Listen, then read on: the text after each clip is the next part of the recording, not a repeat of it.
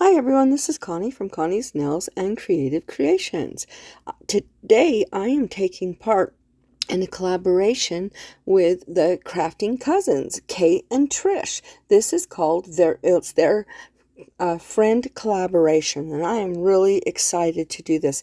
These ladies are the sweetest ladies, and I just can't wait to get to this challenge. Okay, here is a little bit of a preview of what we're going to do, and we will get right to it, and I'll show you how I did it. Okay, I'm here in Utah on vacation, and so I decided I was going to do this challenge while I was here, and I went to Lowe's, and I picked up this 15-inch round wood. It's called a wood round, and it was $8.98 or something like that. It's not bad. The price is fairly good, and it's like a pressed wood, so you can see the actual lines. Well, I went ahead and I decided what side was going to be the front, and I grabbed some brown paint. I think it was like a nutmeg brown and some water, and I mixed that up, and then actually it was a darker brown. I think it was burnt umber, and I'm just mixing it as like for a stain, but because it's acrylic paint and water, it goes on fairly fast and it dries quite fast. Now this looks a little dark. It's going to be lighter when it's done. Now I could have done a second coat, or I could have added a little bit of blue, but I wanted the contrast to really show. Now I'm not going to do the sides or the back until later, but as you can see on this wood, you can see like it's the planks of the wood that they glued together with wood glue.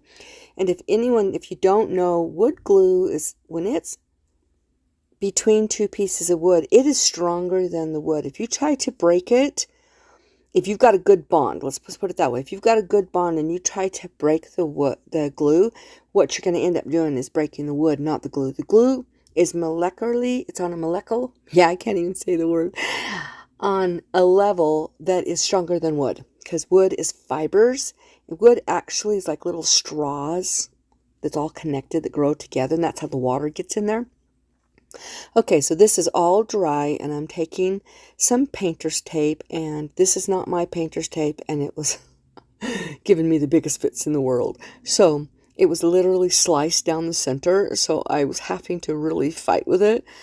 But having those lines there really made it easy to get the line on there perfectly, so that it was not uneven. So I just pushed down the edges, and then I grabbed some white acrylic paint. It was actually my daughter's paint, and I'm just going to paint the whole bottom of this wood round pure white. And I was so happy when I ended up pulling off the tape. I had no bleeds underneath that tape.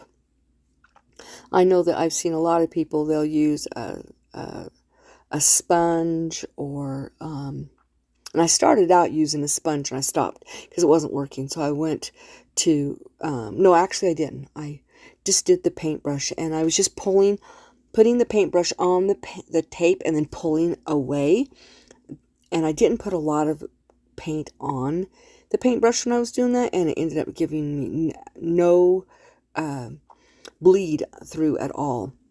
Now I think I do like 1.5 coats, which means I do one full coat and then I do another that just goes over anything that didn't that was a little too thin or whatnot. So, and I'm just kind of checking and making sure there was no bare spots on the wood, so that we got a really good coat. Now I think I'm going ahead and just doing that second or that half a coat, because this paint dries really fast, and I had a fan that you couldn't see blowing on it, so it was drying really super fast. Now, just to tell you, my husband got me a Cricut in March, and I have been starting to play around with it and make things. And I ordered some Frisco transfer tape, and I had made this cutout that I'm going to be using for the transfer as a transfer when I was in Kansas, because that's where I live, but I'm in Utah right now. And here I am, like I said, I'm just checking and making sure that there's no really bare spots on this. And there, you saw my fans for a second. Okay, now what I'm going to do is I'm going to go ahead, and I don't have my Cricut tools here, so I had to get some little tools that my son-in-law had. And here is the transfer tape. Now, never done it before, and I gave me a little bit of fits. I didn't have my burnisher, so I was using a credit card, and I ended up pulling the backer paper off, and it gave me a few little fits, but I was able to get it on there and do it turned out really good. So I just was going to tell you, this is a wood round that I did for a little, well, she's not a little girl anymore, she's a grown woman. But I started watching her in my home when she was just a little girl, and I babysat her for many, many years, and she became like one of our family. Even after I stopped babysitting, she still hung out with our family quite a bit. So she just bought a new home here in Utah, her first home, and so I wanted to make this special present for her family. So now I'm taking the transfer paper off, and some of the pieces that I didn't want pulled up, so I ended up taking it off the transfer paper and putting them down onto that wood. So I'm just gonna work at that, pulling it back. I do know that with the transfer tape, you don't pull it straight up. You kind of fold it back and just kind of roll it so that you can grab anything that is trying to pull up. Now, when I made this, I had a date on the bottom, and it didn't work. So I had to go back into my Cricut and make new ones with a little bit bigger font. The font was just too skinny. I probably didn't put enough pressure on the blade, and so it didn't do it very well. But here I am, just about finished getting this all off of here, and so that I could go ahead and move on to the next part, putting the date down.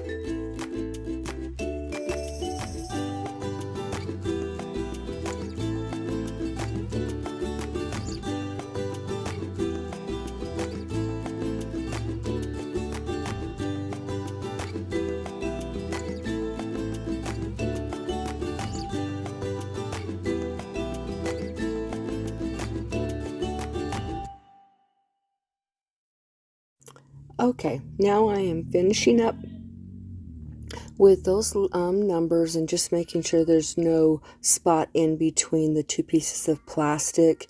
I didn't want it to be able to bleed through there.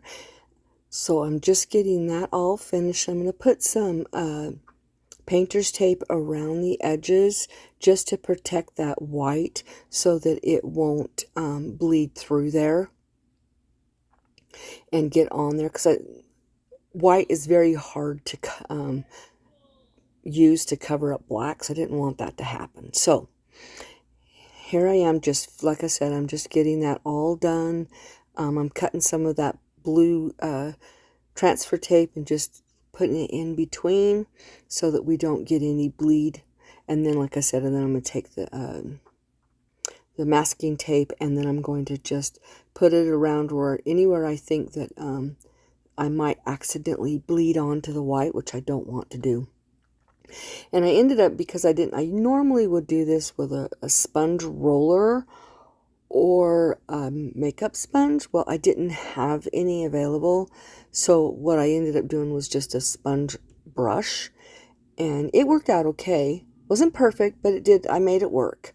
So like I said, I'm just putting that little bit of tape down just to make sure that we don't get any bleed onto the white. And then I'm going to go ahead and get started with the black paint. And I'm just going to use that sponge brush, and I'm just checking the little spots, and I'm just pouncing it.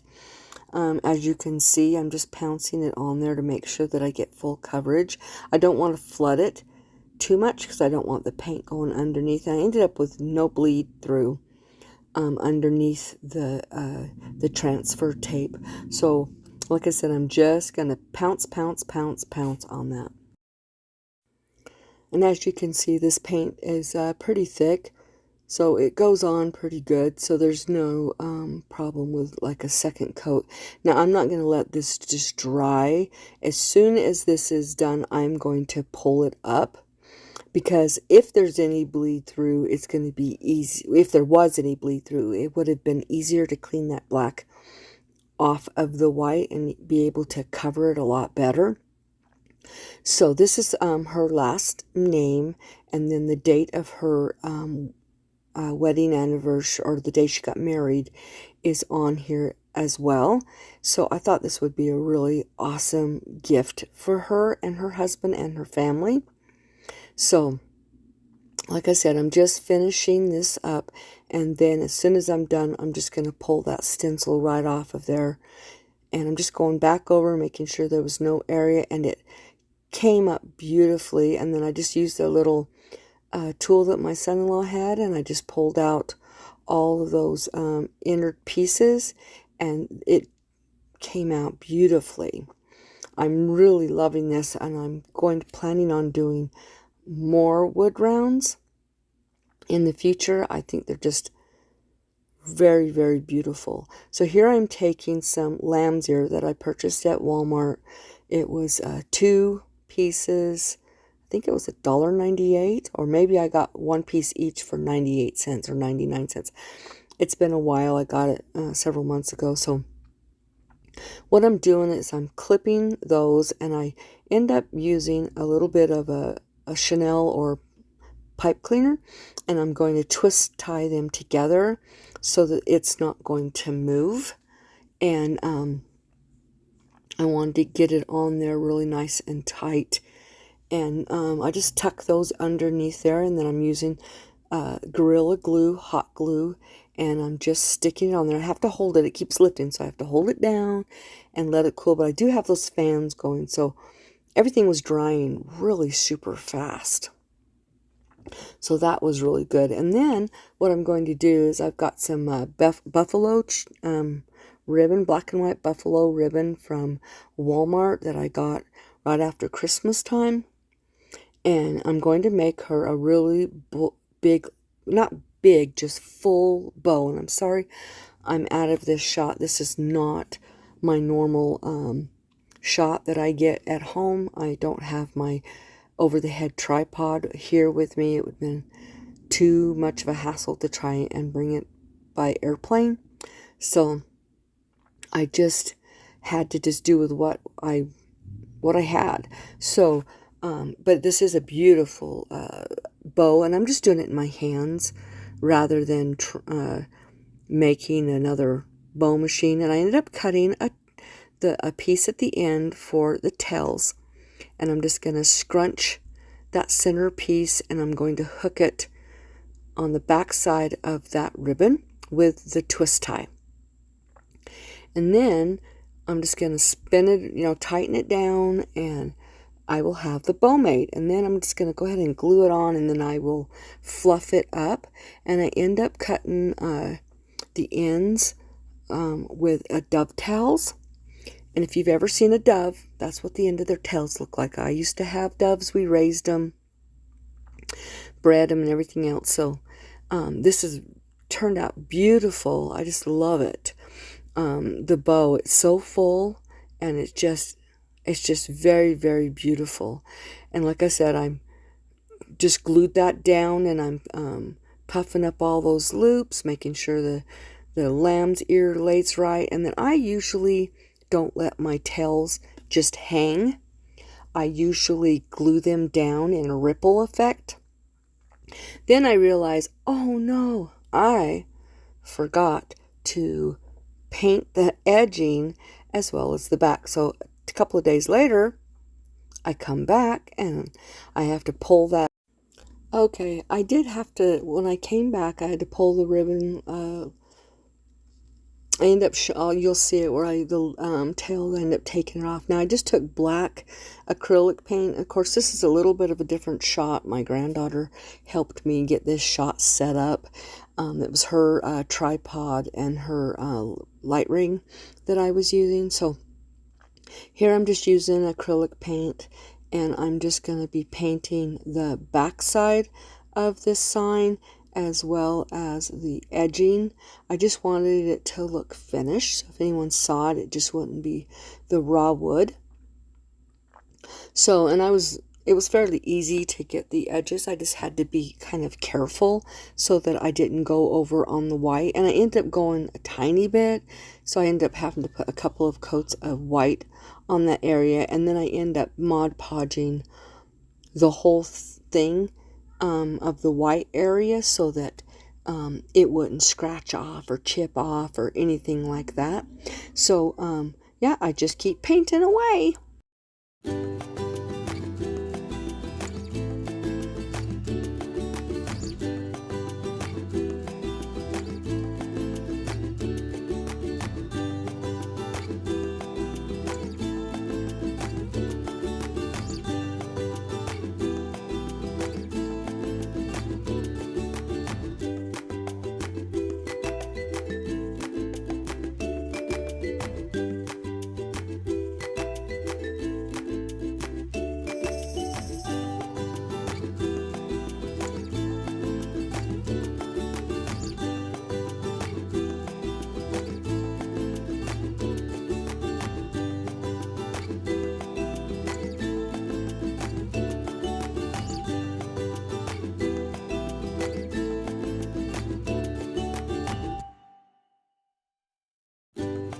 Okay, now that I got all that, the edging and the back all done, I'm taking the wired jute that you get at the Dollar Tree, and I put these little cans, like green bean can pulls or soup pulls, off of the can tops, and I just use those for hangers. I just hot glued them, and then I secured it with some felt, and just wound that around and made a little hanger. You can see it right there. And then so I'm getting this done. I hope you guys really enjoyed it. Don't forget to go down to the description box. There you'll find the Crafting Cousins link to their channel, and just any of the tools I do or I use. Also, don't forget to go down and hit the subscribe button and give me a big thumbs up, as well as hit that notification, and please leave comments. I love them. I hope you guys really enjoy this. I know they're going to enjoy it when I give it to them this Saturday. So you guys don't forget to be the Bible that somebody reads today, and you guys all have a blessed week. Bye.